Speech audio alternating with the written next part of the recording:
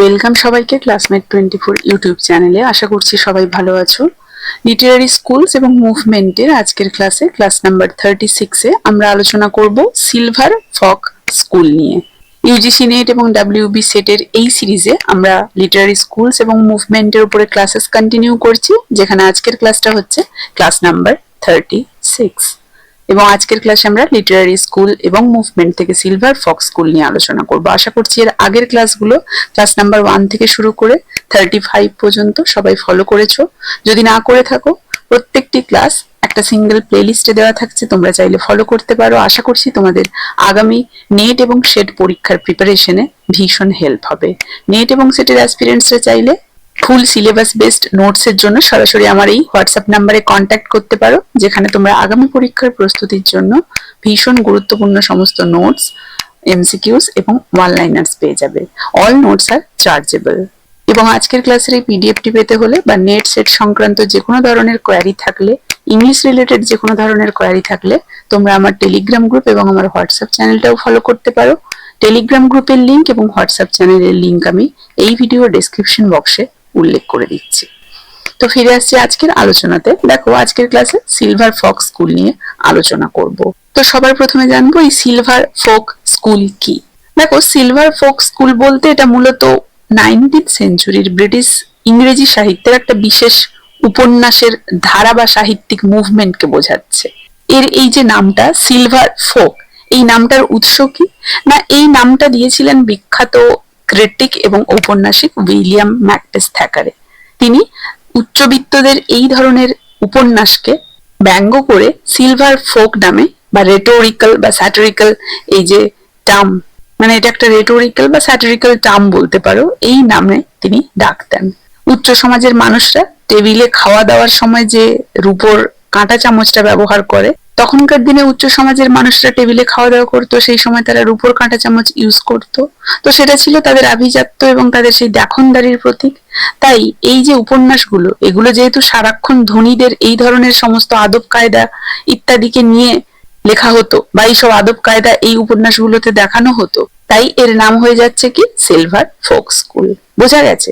মানে এই ধারার উপন্যাসগুলোতে লন্ডনের সেই অত্যন্ত ধনী লর্ড, ব্যারন এবং উচ্চবিত্ত সমাজের ভেতরের বিলাসবহুল জীবন, পার্টি, ফ্যাশন এবং তাদের সেই সমস্ত স্ক্যান্ডাল গুলোকে ফুটিয়ে তোলা হতো। তখনকার নতুন সেই উঠে আসা মধ্যবিত্ত শ্রেণীর মানুষ যারা বড়লোক হতে চাইছিল, তারা উচ্চ সমাজের এই সব আদব কায়দা, ফ্যাশন, কথা বলার স্টাইল শেখার জন্য একটা গাইড বুক বা একটা নির্দেশিকা হিসেবে এই উপন্যাসগুলো কিন্তু পড়তো। তাই কিন্তু এর নাম হয়ে গিয়েছে কি সিলভার ফোক স্কুল। এটার আরো একটি নাম আছে ফ্যাশনেবল নভেল। ফ্যাশনেবল নভেল বলার মূল কারণ হচ্ছে এই যে উপন্যাসগুলোর মূল বিষয়বস্তু যেহেতু তৎকালীন লন্ডনের উচ্চবিত্ত এবং অভিজাত সমাজের সেই ফ্যাশন, সেই লাইফস্টাইল এবং সেই ট্রেন্ডকে নিয়ে, তাই এটাকে ফ্যাশনেবল নভেল বলা হয়। কারণ এই উপন্যাসগুলোতে 19th সেঞ্চুরির ইংল্যান্ডের অত্যন্ত ধনী অভিজাতপূর্ণ সমাজ, মানে যাকে তৎকালীন ভাষায় দ্য ফ্যাশনেবল ওয়ার্ল্ড বা টন বলা হতো, তাদের জীবনযাত্রা দেখানো হতো, বল ড্যান্স দেখানো হতো, রাজকীয় পার্টি, ঘোড়া দৌড়, বাদামি সেই সমস্ত পোশাকের সেই পুঙ্খানুপুঙ্খ বিবরণ থাকতো এই সমস্ত বইগুলোতে, তাই না? শিল্প বিপ্লবের পর যে নতুন মিডল ক্লাস বা মধ্যবিত্ত সমাজ তৈরি হয়েছিল, তাদের কাছে উচ্চবিত্তদের মতো এই যে ফ্যাশনেবল হওয়ার একটা তীব্র ইচ্ছে ছিল। তো কিভাবে তারা কথা বলবে, কেমন তারা পোশাক পরবে বা কেমন আচরণ করবে, সেটা শেখার জন্য এই উপন্যাসগুলো ফ্যাশনেবল একটা নির্দেশিকা বা একটা ম্যানুয়াল হিসেবে তারা ব্যবহার করত।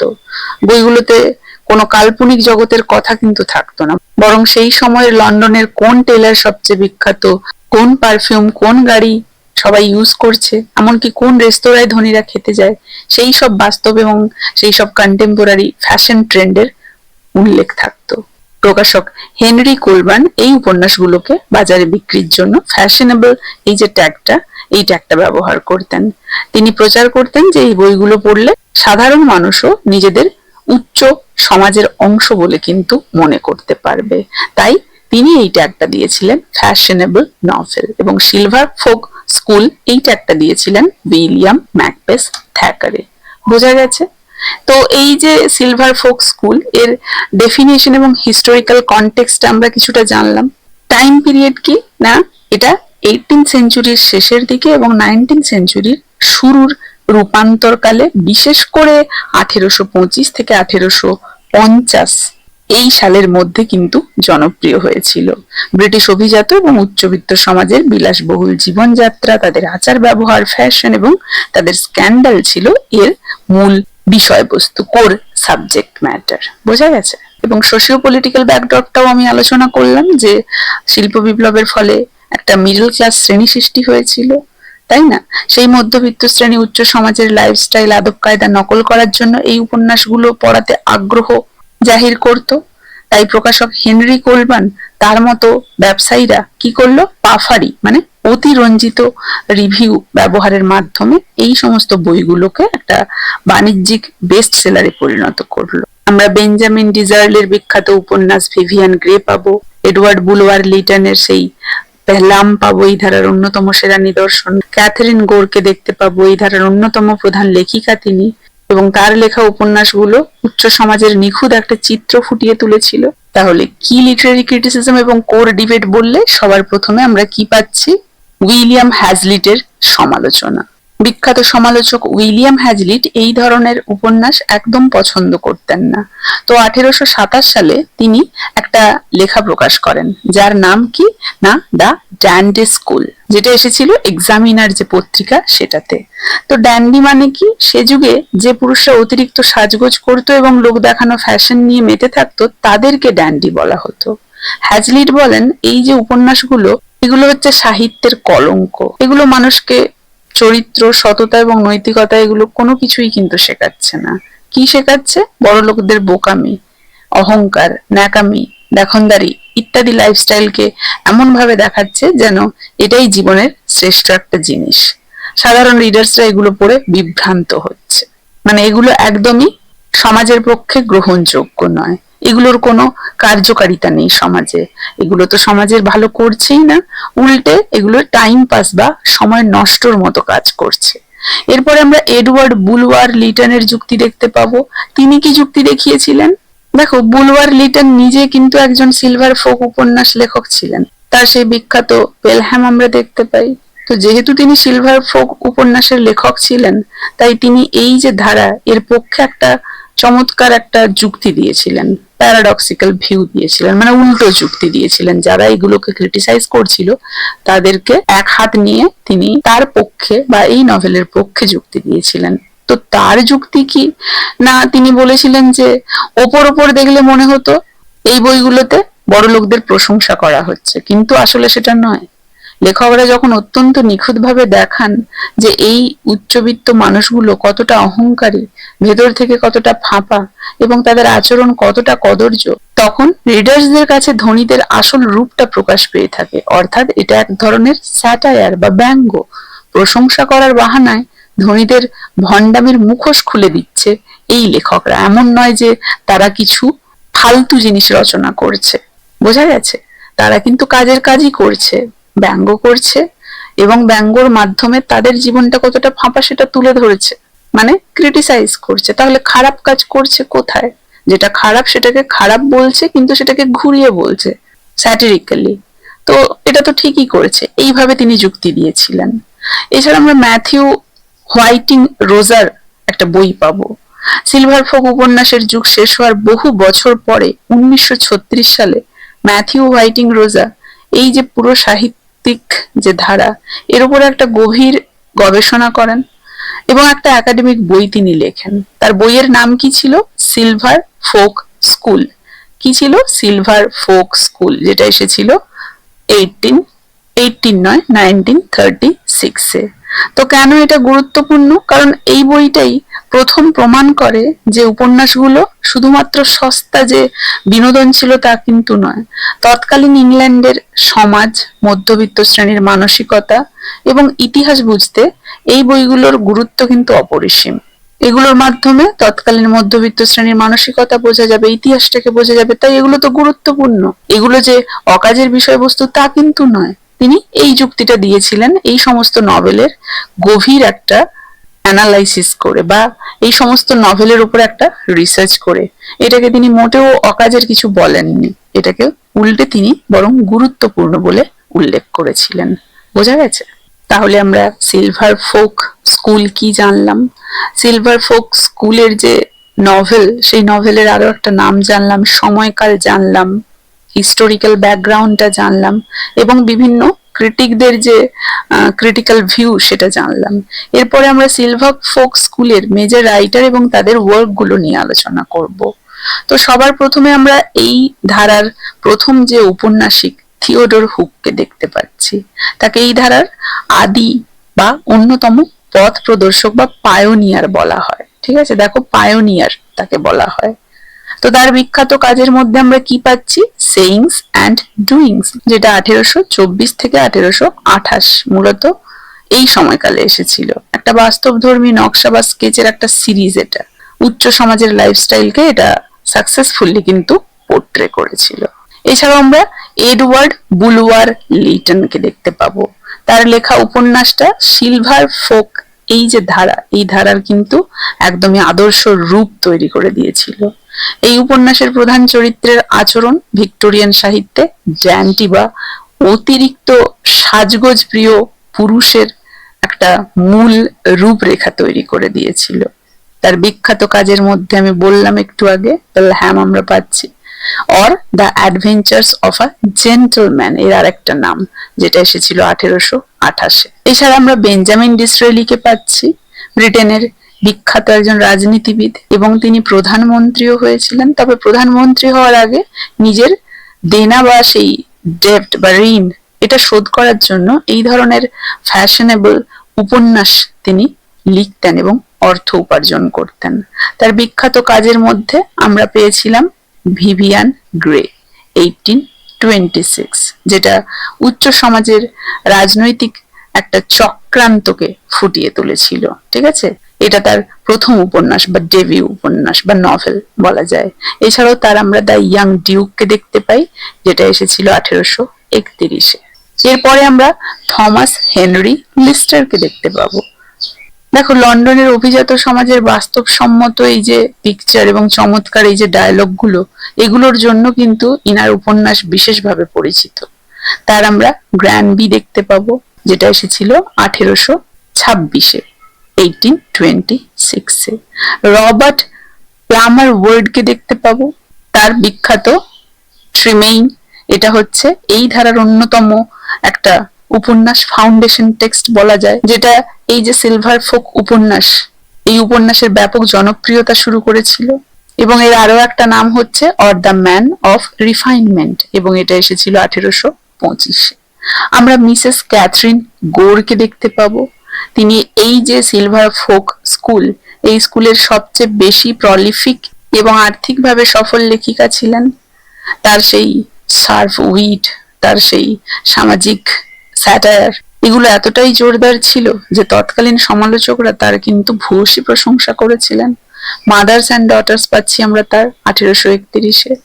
সেসিল পাচ্ছি, অর দ্য অ্যাডভেঞ্চার্স অফ কক্সকম পাচ্ছি, সেটা এসেছিল 1841। বোঝা গেছে? এছাড়া আমরা সুসান ফেরিয়ারকে দেখতে পাবো। তাকে প্রায়শই কিন্তু স্কটিশ জেন অস্টিন বলে ডাকা হতো। কারণ কি? কারণ জেন অস্টিনের মতোই তিনিও তার উপন্যাসে সেই সমস্ত সামাজিক ব্যঙ্গ, সূক্ষ্ম একটা রসবোধ এবং নৈতিকতার একটা মিশ্রণ ঘটিয়েছিলেন। তার আমরা ফেমাস ট্রায়োলজি পাবো। তিনি মূলত 3টে প্রধান নভেল লিখেছিলেন, যার মধ্যে প্রথমটা হচ্ছে ম্যারেজ 1818-তে, দ্য ইনহেরিটেন্স 1824 অ্যান্ড ডেস্টিনি 1831। উচ্চবিত্ত অভিজাত সমাজ এবং সাধারণ মানুষের মধ্যে সামাজিক এবং অর্থনৈতিক পার্থক্য তিনি তার এই সমস্ত গল্পগুলোতে তুলে ধরেন। তৎকালীন ফ্যাশনেবল সমাজে লোক দেখানি, ফাঁপা অভিজাত্য এবং অহংকারকে তিনি তীব্রভাবেই কিন্তু ব্যঙ্গ করতেন তার উপন্যাসে, যেটা এই যে সিলভার ফোক স্কুলের থিমের সাথেও কিন্তু মিলে যায়।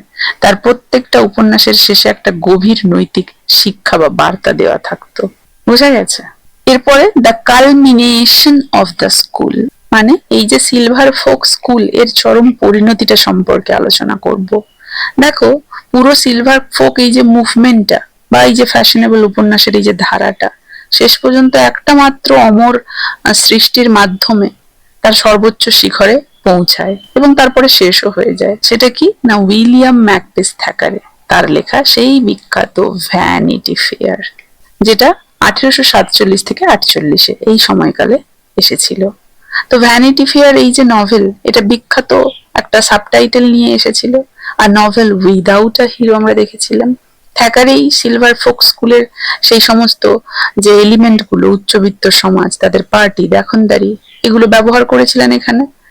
কিন্তু তিনি সেগুলোকে বড় লোকদের প্রশংসা করার জন্য ব্যবহার করেননি, বরং তিনি একটা তীব্র বা একটা ব্যঙ্গে রূপান্তর করেছিলেন এটাকে, তাই না?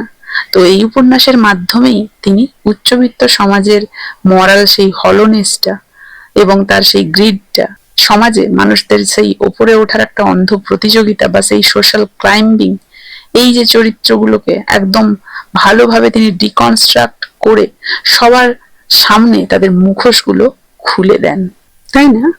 তাহলে আমরা জানলাম যে সিলভার ফোক স্কুল বা ফ্যাশনেবল নভেল, এটা মূলত 1825 থেকে 50 সালের ভিক্টোরিয়ান যুগের একটা জনপ্রিয় উপন্যাসের ধারা, যেটা লন্ডনের অতি উচ্চবিত্ত বা অভিজাত সমাজের লাইফস্টাইল নিয়ে লেখা হতো। উচ্চবিত্তদের রূপোর কাঁটা চামচ ব্যবহারের সেই দেখনদারিকে ব্যঙ্গ করে উইলিয়াম ম্যাকবেথ থ্যাকারে এই নামটা দিয়েছিলেন। শিল্প বিপ্লবের পর নতুন উঠে আসা সেই মধ্যবিত্ত শ্রেণী, যারা বড়লোকদের ফ্যাশন এবং আদব কায়দা নকল করতে চাইতো, তারা এগুলো পড়তো। প্রকাশক হেনরি কোলবার্ন, তিনি পাফারি বা অতিরঞ্জিত রিভিউর মাধ্যমে এই বইগুলো বিক্রি করতেন। বিজনেস মাইন্ডেড হয়ে তিনি এগুলোর ব্যবসা শুরু করে দিয়েছিলেন এবং এই বইগুলোকে ঘিরে অনেক সমালোচনা বিতর্ক তৈরি হয়। উইলিয়াম হ্যাজলিট 1827 সালে তার দ্য ড্যান্ডি স্কুল প্রবন্ধে এর তীব্র সমালোচনা করেন, নৈতিকতাহীন বলেন, এগুলোকে শ্যালো নভেল বলেন। আবার উল্টো দিকে বুলওয়ার লিটন এর পক্ষে যুক্তি দিয়ে বলেন যে এগুলো আসলে উচ্চবিত্তদের ভণ্ডামি আর মুখোশ খুলে দেওয়ার জন্য এক ধরনের স্যাটায়ার। ম্যাথিউ হোয়াইটিং রোজা 1936-এ এই ধারার উপরে প্রথম একটা বড় বই লেখেন, দ্য সিলভার ফোক স্কুল। এছাড়াও পথ প্রদর্শক হিসেবে আমরা থিওডর হুককে পাই, পায়োনিয়ার তিনি, সেইং অ্যান্ড ডুইংস তার আমরা দেখতে পাই। এডওয়ার্ড বুলওয়ার লিটনের সেই পেলহ্যাম পাই, সাহিত্যে ড্যান্ডি চরিত্রের রূপরেখা তৈরি করেছিল, যেটা ড্যান্ডি মানে সেই তৎকালীন অতিরিক্ত সাজগোজ প্রিয় পুরুষ। আমরা বেঞ্জামিন ডিসরেলিকে পাই, ব্রিটেনের হবু প্রধানমন্ত্রী, যিনি দেনা শোধ করতে এই ধরনের ফ্যাশনেবল উপন্যাস লিখেছিলেন, তার ভিভিয়ান গ্রে 1826। এছাড়াও ক্যাথরিন গোর, এই স্কুলের সবচেয়ে সফল এবং জনপ্রিয় লেখিকা, তার the mothers, mothers and daughters বিখ্যাত। সুসান ফেরিয়ারকে পাই, তাকে স্কটিশ জেন অস্টিন বলা হয়, তার বিখ্যাত ট্রায়োলজি ম্যারেজ, দ্য ইনহেরিটেন্স আর ডেস্টিনি। তো এই যে পুরো মুভমেন্টটা, এর চরম পরিণতি বা কালমিনেশন কোথায়, না এর অবসান ঘটে উইলিয়াম ম্যাকবেথ থ্যাকারের সেই মাস্টারপিস উপন্যাস বা নভেল ভ্যানিটি ফেয়ারের মাধ্যমে।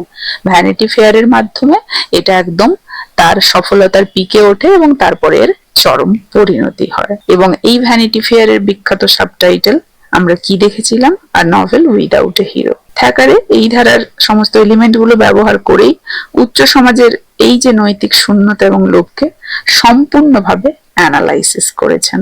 মানে এই ধারার উপন্যাসগুলো প্রথমে বড়লোকদের দেখনদারি জীবনের প্রশংসা দিয়ে শুরু হলো, কিন্তু শেষে উইলিয়াম ম্যাকবেথ থ্যাকারে কি করলেন, এর মাধ্যমে একটা সমাজের একটা সেই সমস্ত উচ্চবিত্ত সমাজের ভণ্ডামিটার মুখোশ খুলে দিলেন। এগুলোর সেই যে প্রশংসা, সেই প্রশংসার রূপান্তর ঘটালেন। মানে প্রথম দিকে তো প্রশংসা করতো এই নভেলগুলো, পরের দিকে কি হলো, এগুলো যেন স্যাটায়ার হিসেবে ইউজ হলো, মানে রূপান্তর ঘটে গেল। থ্যাকারে এই স্টাইলটাকে ব্যবহার করলেন, কিন্তু তিনি ধনীদের গুণগান করার বদলে কি করলেন, লোভ, স্বার্থপরতার তাদের সেই নৈতিক শূন্যতাকে স্যাটিরাইজ করে এই যে ধারা সিলভার ফক স্কুল, এই ধারার সমাপ্তি টানলেন। এবং 1850 সালের পর রিডার্স সমাজ এই ধরনের এই ডেপথলেস ফ্যাশন এবং ড্রয়িং রুমের এই সমস্ত গল্প থেকে মুখ ফিরিয়ে নিল। ভিক্টোরিয়ান যুগে তখন চার্লস ডিকেন্স বা চার্লেট ব্রন্টি বা শার্লেট ব্রন্টির মতো লেখকদের সেই সমস্ত সোশ্যাল রিয়েলিজম বেসড নভেল জনপ্রিয় হতে শুরু করলো এরপরে। ফলে কি হলো, এই যে সিলভার ফোক স্কুল বা এই ধারার যে নভেলগুলো চিরতরে বন্ধ হয়ে যেতে শুরু হলো। বোঝা গেছে? তো এই ছিল সিলভার ফোক স্কুল এবং সিলভার ফোক স্কুল নিয়ে ইন ডিটেইল ডিসকাশন। আশা করছি সিলভার ফোক স্কুল নিয়ে সবাইকে একটা ক্লিয়ার আইডিয়া দিতে পেরেছি। কারো কোথাও অসুবিধে নেই। কার কেমন লাগলো জানাবে, ভালো লাগলে ক্লাসটা একটা লাইক এবং একটা শেয়ার করে দেবে। এই ক্লাসটা তাহলে এখানেই শেষ করছি। দেখা হচ্ছে লিটারারি স্কুলস এবং মুভমেন্টস এর পরবর্তী ক্লাসে।